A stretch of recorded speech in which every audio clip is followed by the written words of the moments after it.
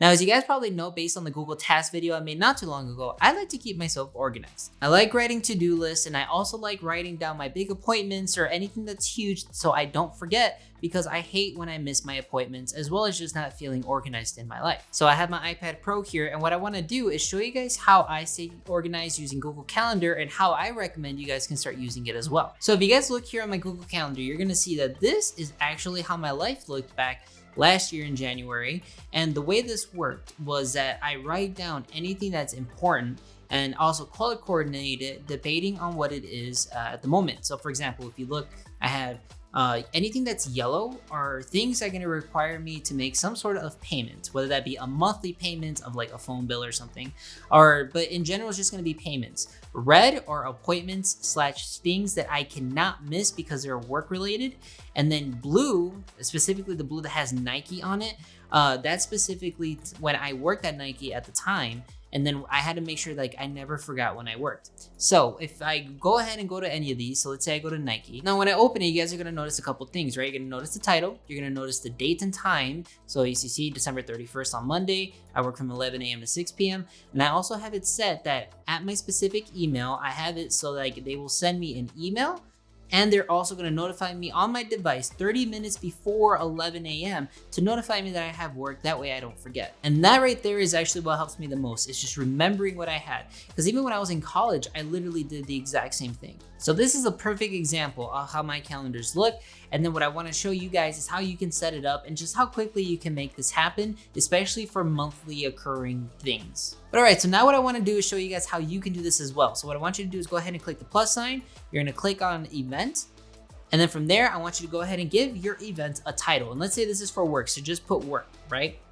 Now, where it says right here, the time. So like, for example, under all day, you see Sunday, February, Sunday, right? So what I want you to do for the first one is first click the day that you work. Make sure you have it set on the proper day. So let's say you work, the 26th of February. Don't mind the way mine looks. And then you're gonna go ahead and click on the time. So I click on 7 p.m. and then I can immediately put it when I work. So let's say I work at 6 a.m.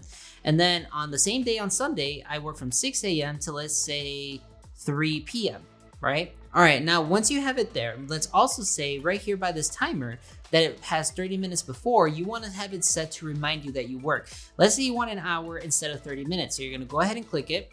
And then you can go ahead and choose a preset. So let's say 1 hour before, but if you want something very specific, you can customize the time. And then if you want to add another notification, just in case, you can have another one as well. Now, when it comes to the color, I want you to pick a color that you're gonna remember to kind of create yourself like a little legend. So that way, anytime blue, that means it's work. Anytime it's yellow, it means payment, whatever. So let's say for work, we're gonna keep it blue. And let's just say this is it. This is just for this particular day. So you're gonna go ahead and save it, and it now appears on your calendar. But now let's say that you have a monthly payment, such as your rent, and you want it to always appear on your calendar. So not bad. We're gonna go to the first of the month, because typically that's when rent is due. You're gonna go ahead and create your event. So let's say you just put rent, right? So now what I want you to do is, instead of giving this a specific time, because it's not like from 6 a.m. to 7 p.m. they're gonna take out your payment. They're gonna take it out just on that day. You're gonna click right here where it says all day. I want you to click it. So now that means that this event is happening on this day, no particular time, just on the first of this month, right? Now let's also say that this happens every month, which is obviously true for everybody. So what I want you to do is you're gonna click where it says does not repeat. And from there, you're gonna click every month. And then now, let's go ahead and change the color as well, because I want you to be organized. And again, I always use yellow for this. So you're gonna click on banana, which is the yellow. And then that's it. And then when you have this done, here's a pro tip. You can go to where it says add notes and give yourself a note about the rent. So let's say like you just wanna remember your payment amount, because let's say you just don't have it written anywhere else and you put 1,100, or no, I don't know, 900. It doesn't really matter how much you pay what you pay.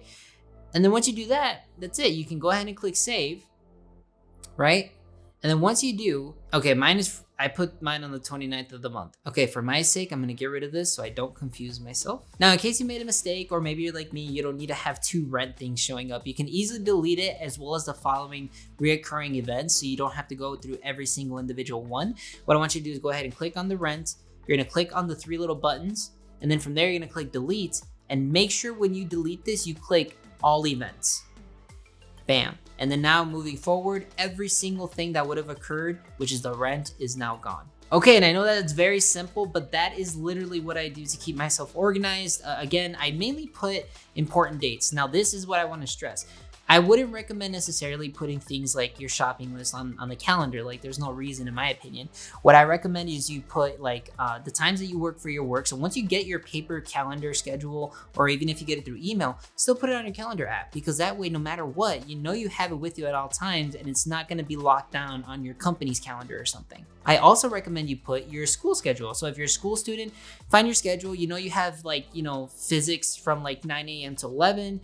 Put a time block for that. And then if you, from 11 to 1 p.m. you have a break, you can create a time block for that as well, or just leave that blank and put your next class. Now, I know it seems tedious, but I promise you, the more you do this, the easier things are gonna be for you. And I really just recommend it. I love being organized, so it feels good to be able to share this with you guys. All right, but thank you guys for watching. Hopefully I showed you guys a nice little way to keep yourself more organized using Google Calendar. If you have anything to say, leave it down in the comments section. And as always, if you like this video for that YouTube algorithm, go ahead and click like for me. I would appreciate that. All right, guys, stay safe, stay clean, enjoy the rest of your day.